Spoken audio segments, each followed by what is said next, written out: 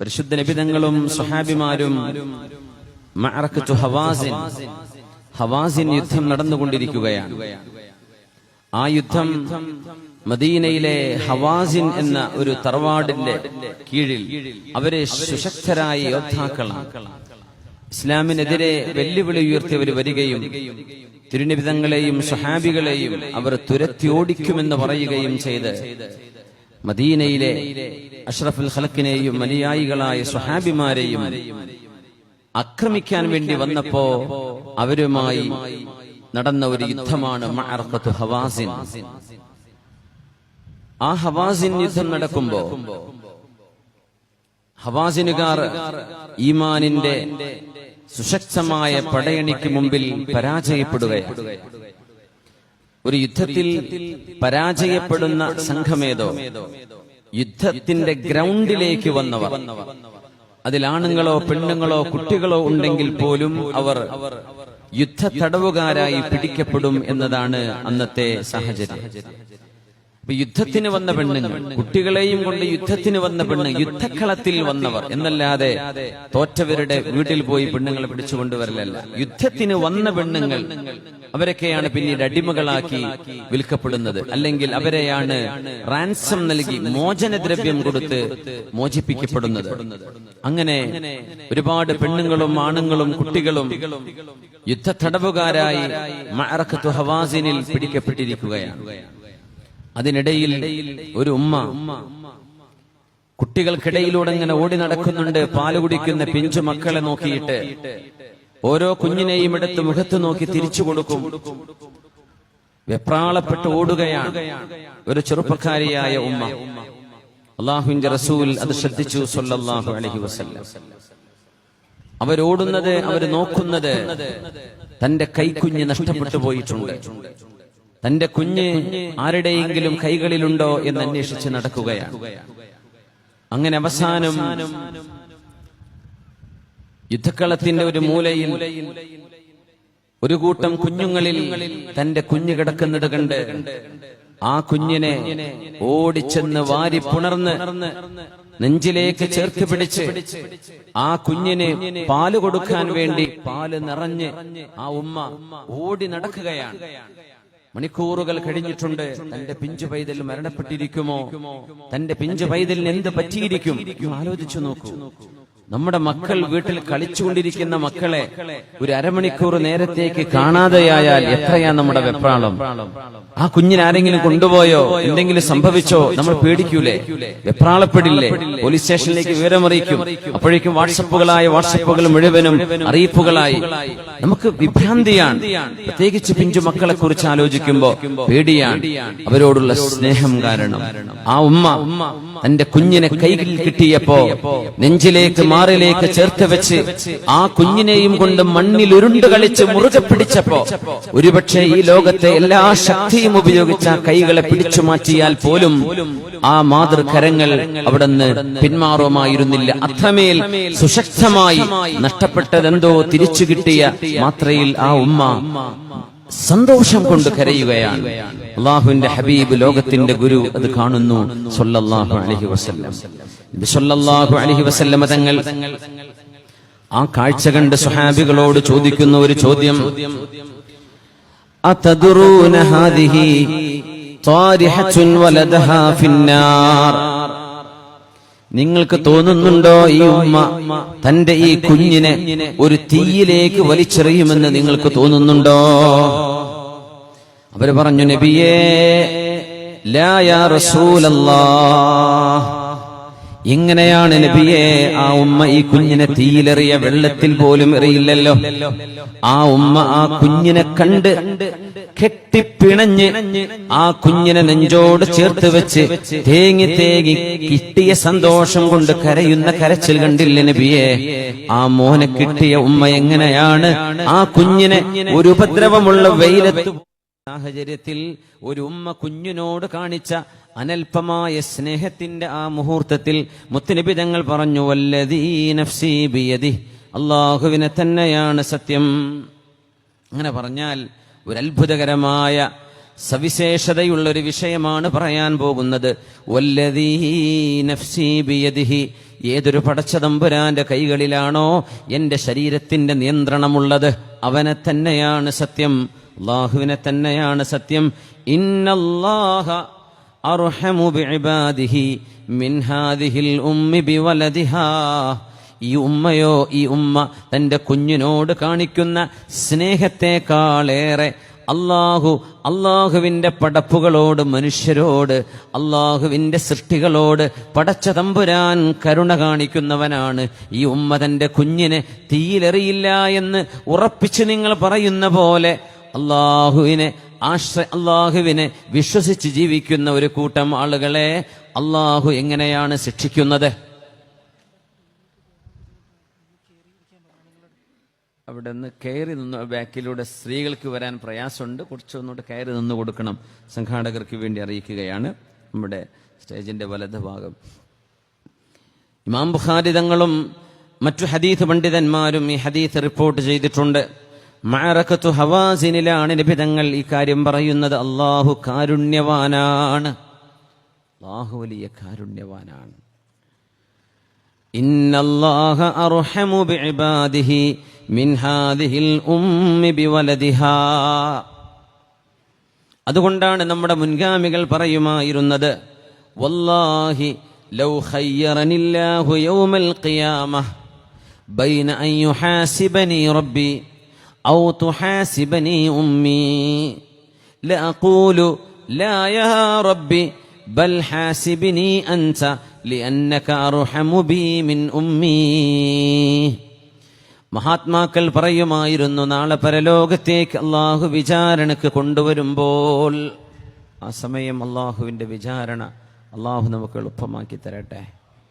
നമ്മളൊക്കെ അറിഞ്ഞും ബോധത്തിലും മനഃപൂർവവും ചെയ്തുകൊണ്ടിരിക്കുന്ന തെറ്റുകൾ അള്ളാഹു നാളെ പരസ്യപ്പെടുത്തുകയും നമ്മെക്കൊണ്ട് വായിപ്പിക്കുകയും ചെയ്താൽ എന്തായിരിക്കും നമ്മുടെ അവസ്ഥ? അല്ലാഹുമ്മ ജഅൽ ഹിസാബന അറദ. അള്ളാഹു നമ്മുടെ ഹിസാബ് രഹസ്യമായി ചെയ്യുന്നൊരു വിചാരണയായി മാറ്റിത്തരട്ടെ. അതിനാണ് അറദ് എന്ന് പറയുന്നത്. ആയിഷ ബീവി റളിയല്ലാഹു അൻഹ മുത്തുനബി തങ്ങളോട് പറയുമായിരുന്നു, നബിയെ ലൗ നൂഖിഷൽ ഹിസാബ് ഉദ്ദിബ്.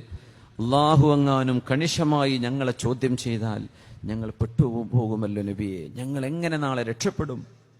അപ്പോഴാണ് മുഅ്മിനായ മനുഷ്യനോട് യുദിനീഹി റബ്ബു, അള്ളാഹു ഒരാളെ അരികത്തേക്ക് വിളിക്കുകയും 99 കണ്ണെത്താ ദൂരത്തേക്ക് നീണ്ടു നിൽക്കുന്ന പേജുകളുള്ള 99 പേജുകളുള്ള സിജില് ഒരു ഗ്രന്ഥം നൽകുകയും ഭൂമി ലോകത്ത് ചെയ്തു കൂട്ടിയതെല്ലാം അതിൽ രേഖയിലുണ്ട്.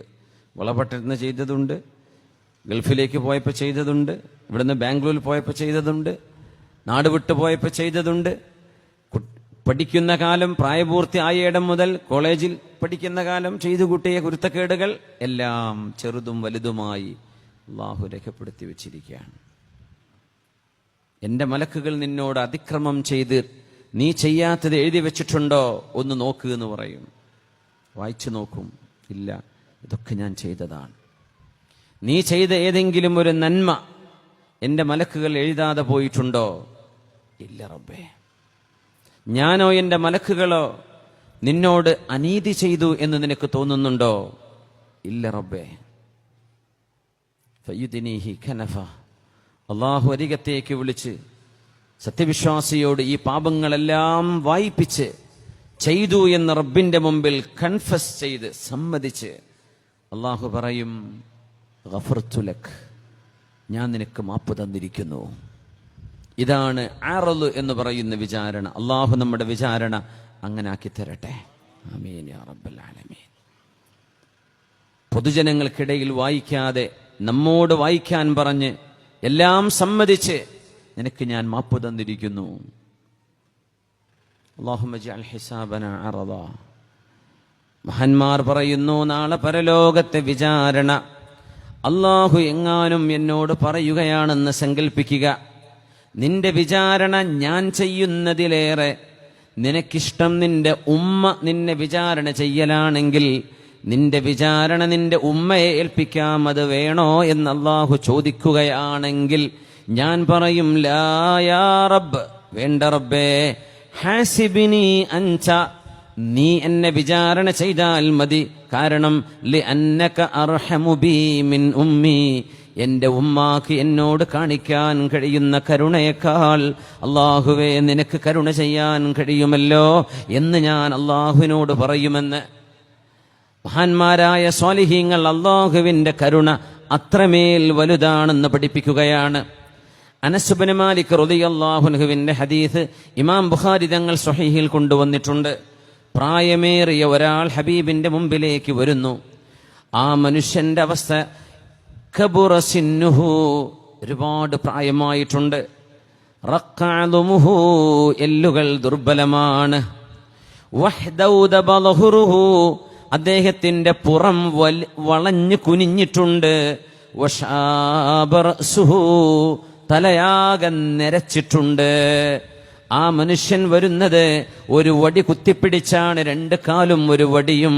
യംഷി അലാ സലാസ്, അങ്ങനെ കുനിഞ്ഞു വരുന്ന ഒരാളെ സങ്കല്പിച്ചു നോക്കൂ. 100ഓളം വയസ്സ് പ്രായം തോന്നിക്കുന്ന ഒരാൾ, മുതുകാകെ വളഞ്ഞിട്ടുണ്ട്, നിവർന്ന് നടക്കാൻ കഴിയില്ല. വമൻ നുഅമ്മിറുഹു നുനക്കിസുഹു ഫിൽ ഖൽഖ് അഫലാ യഅഖിലൂൻ, അല്ലാഹു ആർക്കെങ്കിലും ദീർഘായുസ് നൽകുകയാണെങ്കിൽ അവരുടെ മുതുക് ഞാൻ വളച്ചു കൊടുക്കുന്നുണ്ട്. അവരെ അല്ലാഹു ശാരീരിക പ്രകൃതത്തിൽ അല്ലാഹു മാറ്റം വരുത്തുന്നുണ്ട്. ആ മനുഷ്യൻ ഹബീബിന്റെ മുമ്പിലേക്ക് വന്നു. അല്ലാഹുവിന്റെ റസൂലിന്റെ മുമ്പിൽ നിൽക്കുകയാണ്. ശൈഖുൻ കബീർ, നല്ല പ്രായമുള്ള ഒരാൾ. ഖദ് സഖത ഹാജിബാഹു അലാ ഐനൈഹി,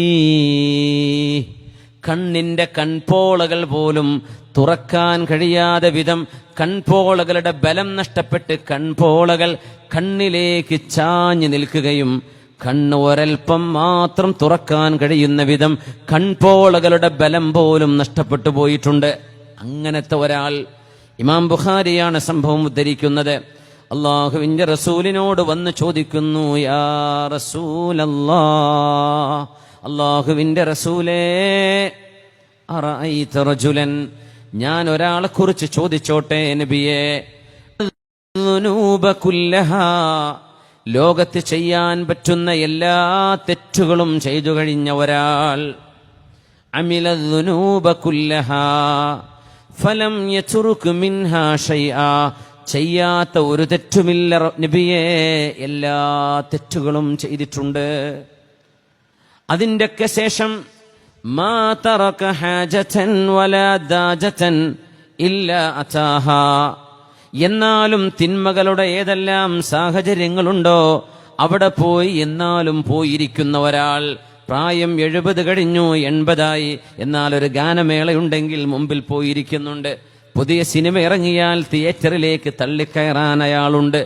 അങ്ങനെ ഇത്രയും കാലം തിന്മ ചെയ്തിട്ടും അത് നിർത്താതെ നടക്കുന്ന ഒരാൾ.